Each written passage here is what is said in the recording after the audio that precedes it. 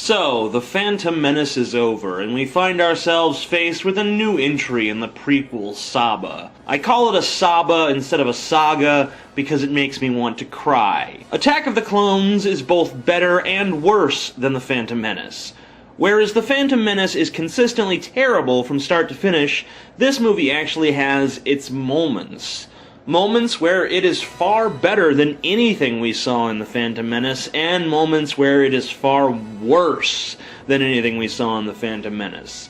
I'm not much for linear reviews, so we'll be jumping around a lot. But it seems like the best place to begin is at the beginning, so let's start with the crawl. There is unrest in the Galactic Senate. Several thousand solar systems have declared their intentions to leave the Republic. Unrest? That's really the best word for several thousand solar systems leaving the Republic? Yet, in the Phantom Menace's crawl, a minor dispute over the taxation of trade routes was described like this: turmoil has engulfed the Galactic Republic. So let's get this straight. When the taxation of trade routes are in dispute, that's turmoil, which has engulfed the Republic. But when several thousand fucking systems have declared their intentions to leave the Republic outright, that's just unrest? Right. George Lucas, do you even know what these adjectives mean? Let me help you out. When there is a typical and routine argument about taxes in the Senate and things are getting a little tense, that is called unrest. When the Senate is falling the fuck apart, that's called turmoil engulfing the fucking Republic. This separatist movement, under the leadership of the mysterious Count Dooku, has made it difficult for the limited number of Jedi Knights to maintain peace and order in the galaxy. Count Dooku? That sounds like a breakfast cereal. Count Dooku's Tasty Flakes. What an utterly mockable moniker, especially for your antagonist. It sounds like Dookie, and Dookie means shit.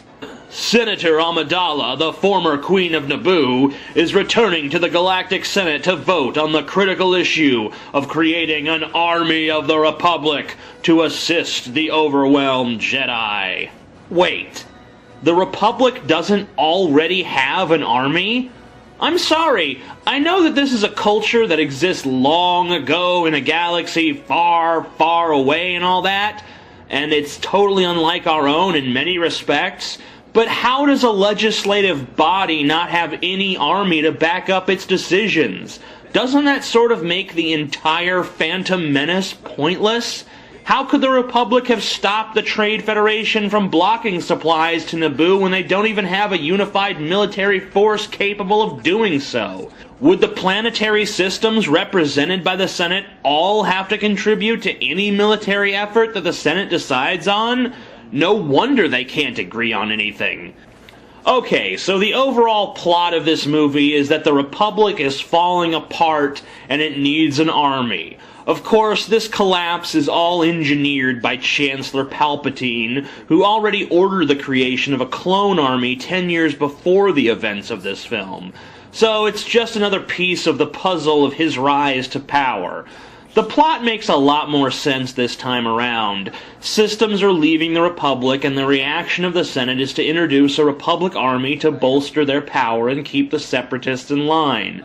Still, we never learn why these systems are leaving en masse. What did the Republic do or fail to do that would cause such a mass exodus?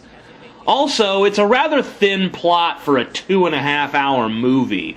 Consequently, this film drags its feet and its ass. There are long stretches where nothing that advances the plot occurs. We feel like our spaceship is spinning its wheels in the mud. But the plot really isn't the problem this time around. The film's first major problem is this: Anakin Skywalker, our main protagonist, is a completely unlikable crybaby. He's overly critical. He never listens. He doesn't understand. It's not fair. It's not fair? What a petulant child. Can you imagine Darth Vader saying, "It's not fair"? Someone is trying to kill Senator Amidala, so the Jedi Council assigns Obi-Wan and Anakin to protect her from her would-be assassins. Rather than exuding the confidence and synchronicity that would reassure Amidala, the two of them bicker like little girls fighting over a dolly. We will not exceed our mandate, my young Padawan learner. I meant it in the interest of protecting her, Master, of course. We will not go through this exercise again, Anakin. And you will pay attention to my lead. Why? What? Why else do you think we were assigned to her if not to find the killer? Protection is a job for local security, not Jedi. It's overkill, Master. Investigation is implied in our mandate. We will do exactly as the Council has instructed. As if that wasn't bad enough, get an earful of this. Why'd she have to die? Why did she have to die? Gosh, you're not cliché at all.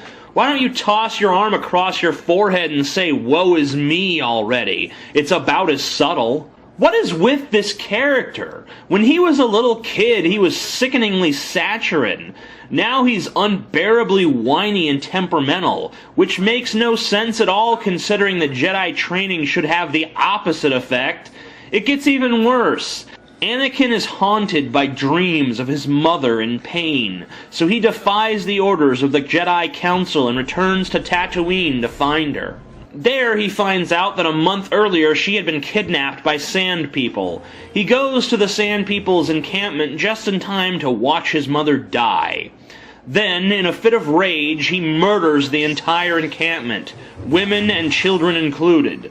Of course, we never see this happen because it's PG-13. We just see him kill the first 3 Sand People before George Lucas cuts away to something less interesting. He confesses this first act of genocidal rage to Amidala.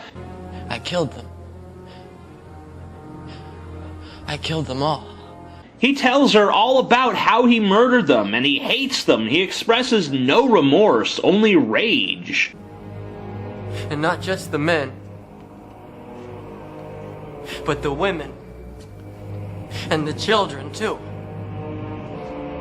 They're like animals, and I slaughtered them like animals. The only regret that he feels, it seems, is that he can't do it all over again. And this is her reaction.